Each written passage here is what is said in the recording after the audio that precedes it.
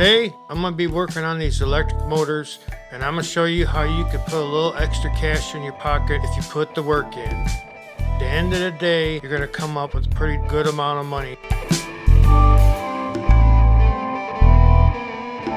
Sorting through some stuff here, dig out some more copper motors. Now this is what we come up with after going through all that stuff that we had. There was a few other in there, but we figured this would be enough to get going on. We got some seal units, we got to cut them open because they got a nice motor inside them, and them usually got some pretty good windings. We got a few other odds and ends that got motors that we still have to take off, but we're going to try to rip into this. Most of these, well, it's just going to have a little screw on each side, 3 or 4 places that you got to take off. You got to separate the copper windings out of the housings of these motors.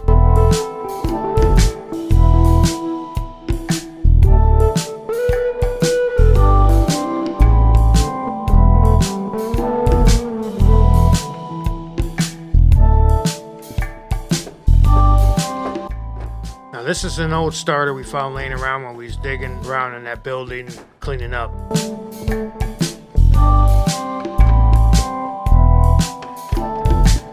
This is a little electric motor that was off of something we found in a box.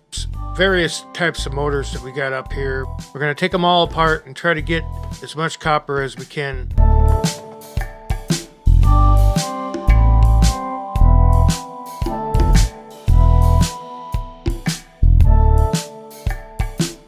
Copper prices being up there past $3.50 a pound, it's not a bad investment to spend a little bit of time tearing apart some motors that you have laying around in your house and make yourself a few bucks extra also.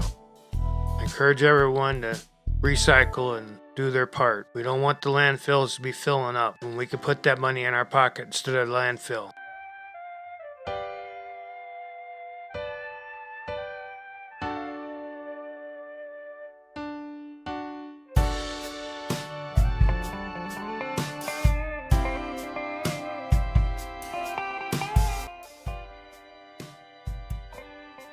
Now some of this stuff doesn't come apart too easy, but if you keep at it, like on this one, the aluminum, it's pretty easy to break. You don't want to have to do that, but sometimes the bolts or screws don't come out, so you got to take whatever measure you can to get the product cleaned up and acceptable to the junkyard.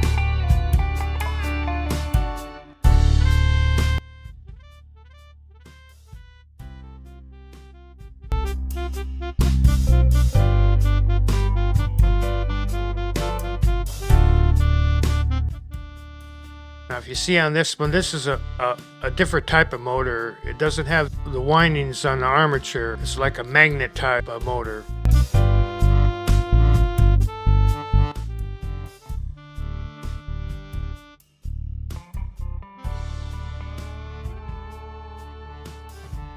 A lot of this stuff is tedious to do. Keep at it. You'll get quite a bit done in a short time if you just keep at it. Some of the stuff you can't break apart. You have to sacrifice it. You're not going to get it all, but this is the first stage we take to breaking it down. We get all the exterior pieces off, so it's down to just the copper windings.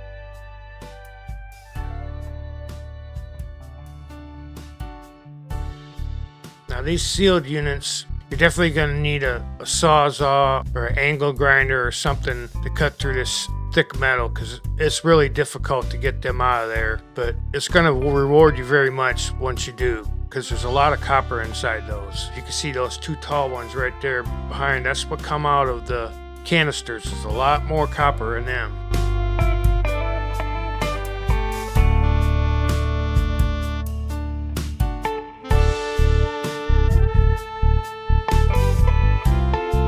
And this is the armatures. Them will have to be burned off, or else you can bring them in like that for electric motors. Otherwise you're not going to get the copper out of those.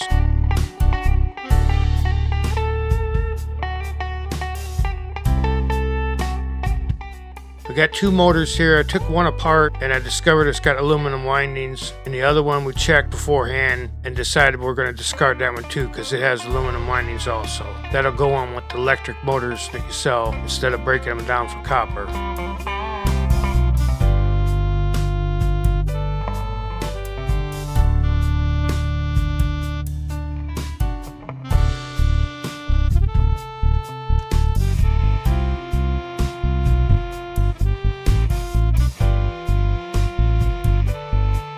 Now on some of these types of motors, they have a piece of string around the windings and you have to snip that off first. It's just threaded around the windings in the way, and you have to take a utility knife or a pair of snips or something to cut those little pieces of a type of rope that holds it all together. That's why I put that one aside for a minute, because it's pretty tedious, and I moved on to something a little bit easier.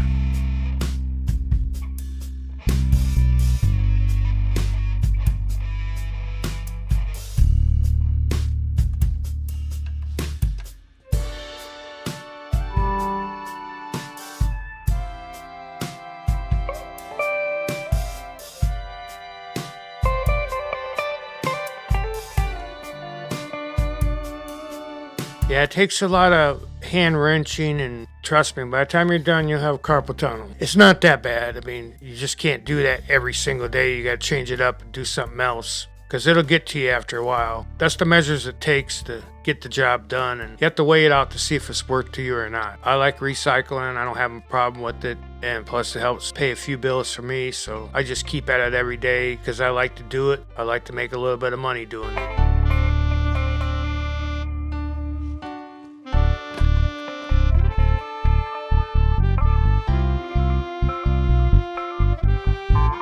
In the end, you get pretty decent money, but there's a lot of time that you don't figure in when you're going to collect it, you're loading it, you're bringing it back, you're unloading it, and you're tearing it apart. So there's a lot of unseen time that's involved in it other than just tearing it apart. You have to pick it up, you have to tear it apart, then you have to get it on the table.